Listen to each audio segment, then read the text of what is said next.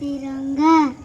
सम्मान्य सभापति महोदय, पूज्य गुरुजी गुरुमा और मो सहपाठीगण तथा सान बड़ भाई भौणी माने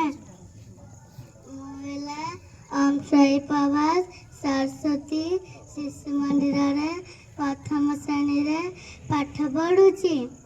आपण समस्त को स्वाधीनता दिवस उपलक्षे अनेक अनेक शुभेच्छा अभिनंदन। आम देश आनंद उल्लास स्वाधीनतार 77तम महाउत्सव पालन करुछि।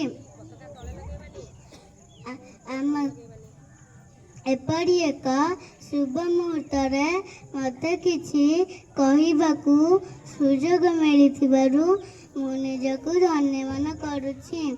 आपण माने समस्ते जानिछंती आज होउची अगस्त मास 15 तारीख। एई दिनटकू समग्र भारत रे स्वाधीनता दिवस रूपे पालन करा जाए।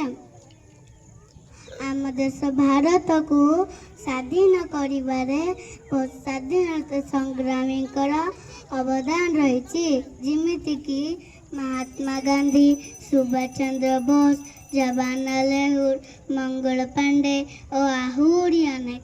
सेथिपाई एमानक बलिदान को मने पकाई आसाम शपथ नबा ए जातीय पताका तले करी जीवा काम ए देश पाई झुड़ुथिबे लोक काले बाले जानिचे होई मु न पारे शहीद भगत सिंह चमकेबे अमूल्य मूल्य सेदिन होइबी देश पाई शहीद होइबी देबे शहीद जीवी मो तीर निद्रा रे तिरंगा पणत कानी रे पूरी उठिबो गां मसाणी मोर शहीद प्रवासड़ा करे शहीद प्रवासड़ा करे शहीद प्रवासड़ा करे।